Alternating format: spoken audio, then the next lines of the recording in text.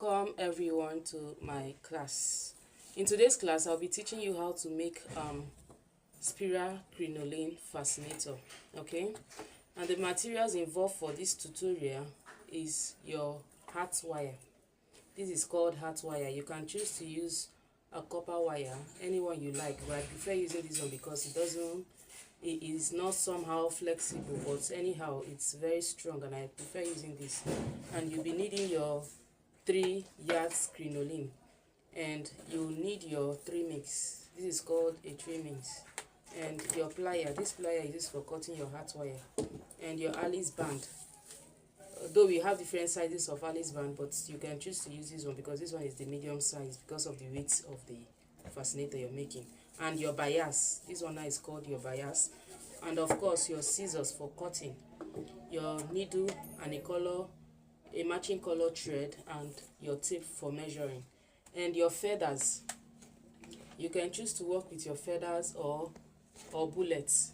This one is called bullet and this one is called feather. So anyone you want, you're good to go. But these ones I'm holding are optional. If you like, you use it. If you don't like, you can leave it. Okay, all right, let's go into the video.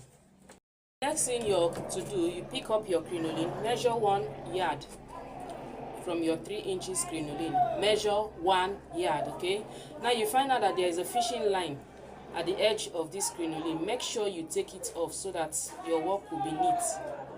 Okay, you draw it out. See what I'm doing? Bring the camera close. See what I'm doing? Then you drag it, pull it out. Now see how neat it is.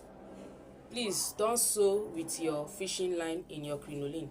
So now I'm going to fold my crinoline into 2 equal parts, this way, not this way, but rather this way.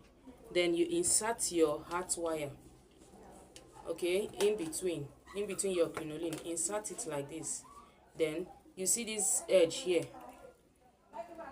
you gather it like this.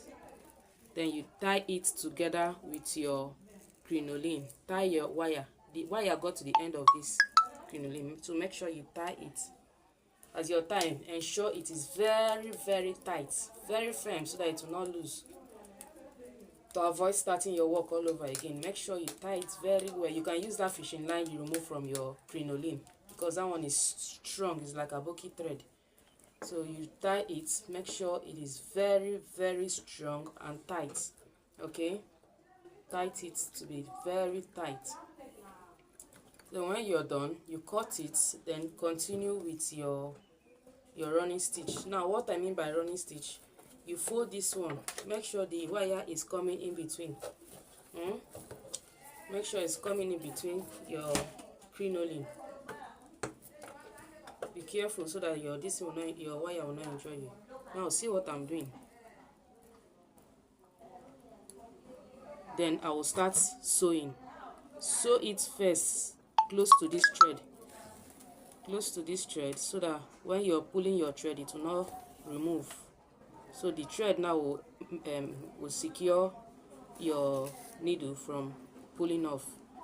So when you're done with that, you start doing a running stitch. No, sorry, you start sewing it normal way. You sew it normal way. Just watch closely. Watch closely. See how I'm doing it.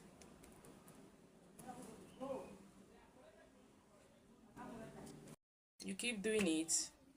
Okay, you keep sewing it till you get to the end of this other edge wire.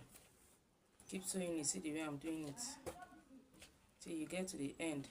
Then when you get to the end, you tie it the same way I did it the other side.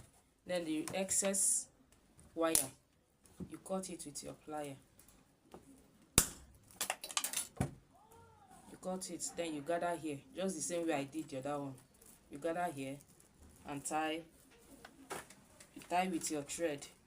Tie it, make sure it's well tied. Make sure it's well tied. Okay, you're done tying it, you now cut out the excess crinoline. Okay, you cut it out. Then you continue your sewing till you get to the end of your wire.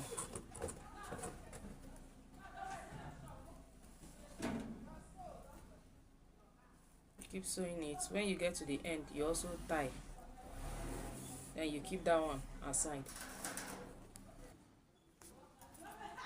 So now, when you're done, you make sure you're doing this 3 times. Okay, you're doing this 3 times.